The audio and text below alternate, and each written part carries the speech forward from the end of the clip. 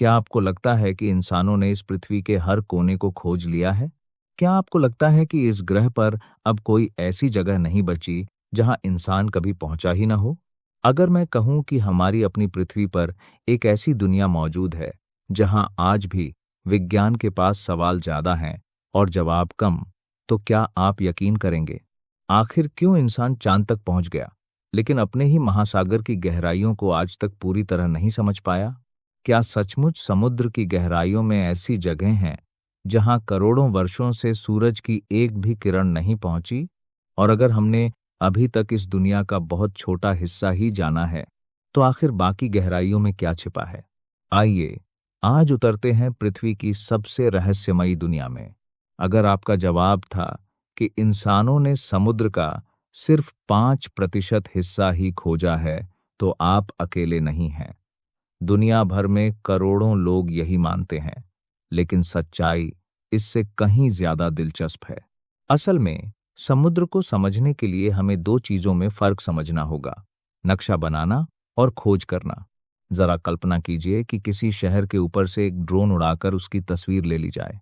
अब हमें उस शहर की सड़कें दिख जाएंगी, इमारतें दिख जाएंगी, उसका आकार भी समझ में आ जाएगा। लेकिन क्या सिर्फ ऊपर से तस्वीर देखने से हमें ये पता चल जाएगा कि उन इमारतों के अंदर कौन रहता है, वहां कैसी जिंदगी है, कितनी कहानियां छिपी हुई हैं? बिल्कुल नहीं। महासागर के साथ भी बिल्कुल यही हुआ है। हमने समुद्र के बड़े हिस्से का नक्शा तो बना लिया है, लेकिन उसकी गहराइयों में जाकर वहां की दुनिया को देखा, समझा और खोजा, वह आज भी बहुत छोटा हिस्सा है। यानी हमें ये तो पता है कि समुद्र कितना गहरा है, लेकिन उस गहराई में क्या है, ये आज भी एक बहुत बड़ा रहस्य है। और शायद यही वजह है कि हर बार जब वैज्ञानिक समुद्र की गहराइयों में कोई नया अभियान भेजते हैं, तो उन्हें ऐसी चीजें मिल जाती हैं जिनकी उन्होंने कभी कल्पना भी नहीं की होती। लेकिन अब सवाल यह है, आखिर समुद्र की खोज करना इतना मुश्किल क्यों है? ज्यादातर लोग सोचते हैं कि इसकी वजह सिर्फ अत्यधिक दबाव या अंधेरा है, लेकिन असली चुनौती कुछ और है। अंतरिक्ष में अगर कोई ग्रह लाखों किलोमीटर दूर हो, तो हम शक्तिशाली दूरबीनों से उसे देख सकते हैं, लेकिन समुद्र में कुछ 100 मीटर नीचे जाते ही पानी रोशनी को निगलना शुरू कर देता है। यानी समस्या दूरी नहीं, पानी खुद है। अंतरिक्ष में ये कैसा है? और मुश्किल यहीं खत्म नहीं होती। समुद्र के भीतर जीपीएस काम नहीं करता, मोबाइल नेटवर्क काम नहीं करता, रेडियो सिग्नल भी लगभग बेकार हो जाते हैं। यानी वैज्ञानिक अपने रोबोट से उसी तरह बात भी नहीं कर सकते जैसे अंतरिक्ष में सैटेलाइट से करते हैं। अब जरा सोचिए, हम एक ऐसी दुनिया की खोज कर रहे हैं जहां हम ठीक से देख नहीं सकते, आसानी से बात नहीं कर सकते, और कई बार यह भी नहीं जानते कि हमारा रोबोट इस समय बिल्कुल कहाँ है।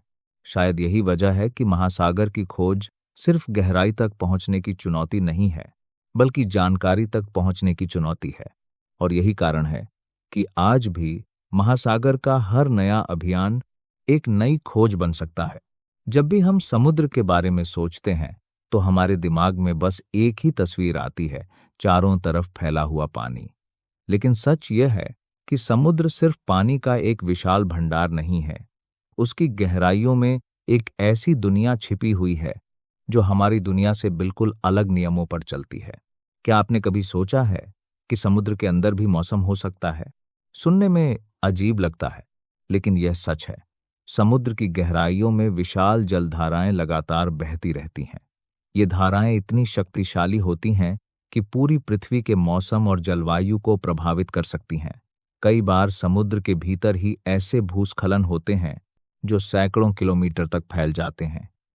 यानी सतह के ऊपर चाहे सब कुछ शांत दिखाई दे, लेकिन नीचे एक बिल्कुल अलग दुनिया हर पल बदल रही होती है।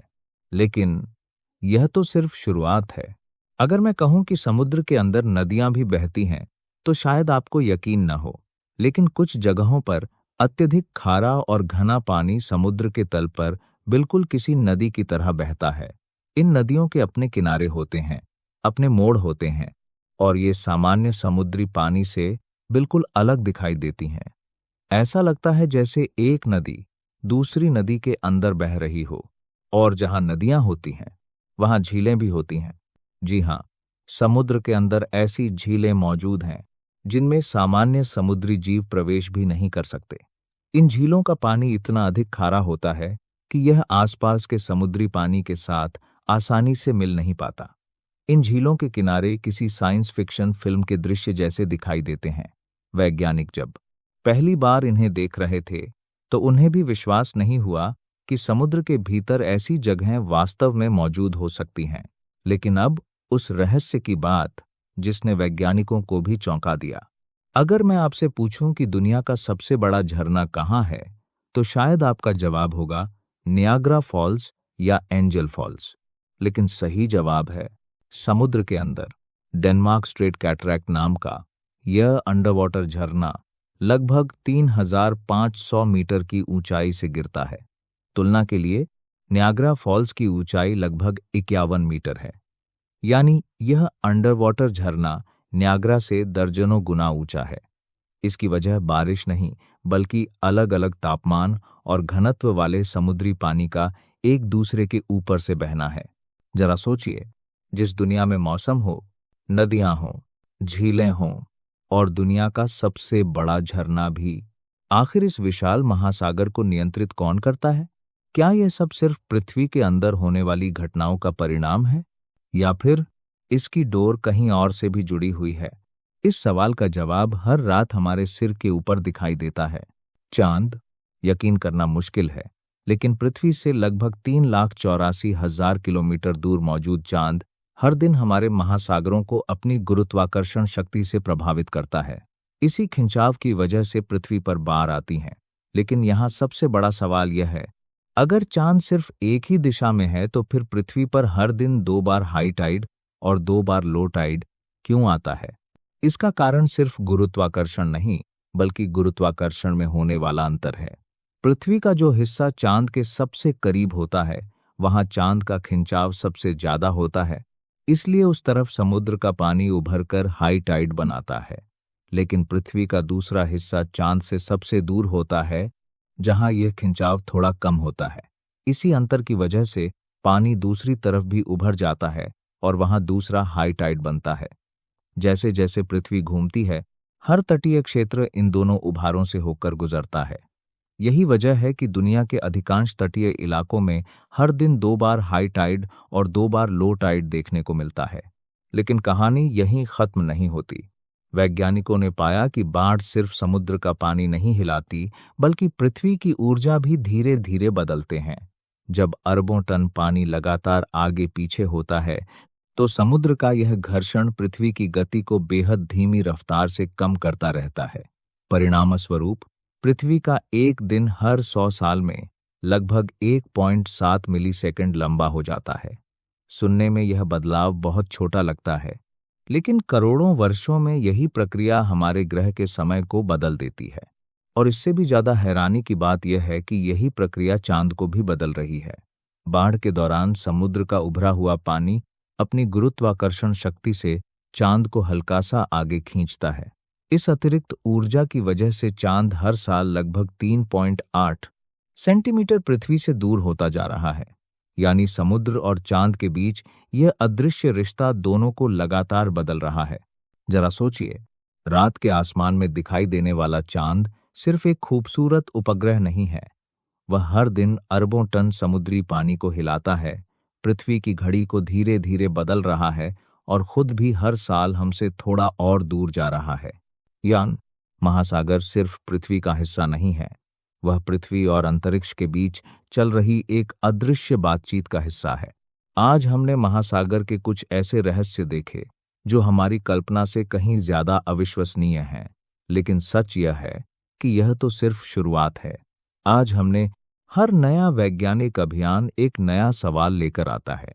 जितना हम महासागर को समझते हैं उतना ही एहसास होता है कि अभी बहुत कुछ हमारी नजरों से छिपा हुआ है। तो आखिर उन गहराइयों में अभी क्या बाकी है? क्या वहां ऐसे जीव हैं जिन्हें इंसानों ने आज तक कभी नहीं देखा? क्या वहीं छिपा है वह सुराग जो बताए कि पृथ्वी पर जीवन की शुरुआत कैसे हुई? या फिर समुद्र की गहराइयां भविष्य की ऐसी वैज्ञानिक खोजों का घर हैं जो पूरी मानव सभ्यता को बदल सकती हैं? अगले भाग में हम महासागर के कुछ सबसे दिल दहला देने वाले दिमाग हिला देने वाले और अविश्वसनीय रहस्यों से पर्दा उठाएंगे। ऐसे रहस्य जिनके बारे में जानकर आपको एहसास होगा कि हमने अभी तक महासागर को सच में जाना ही नहीं है, क्योंकि महासागर का सबसे बड़ा रहस्य शायद अभी भी हमारी पहुंच से बाहर है और हमारी अगली यात्रा उसी रहस्य की ओर होगी।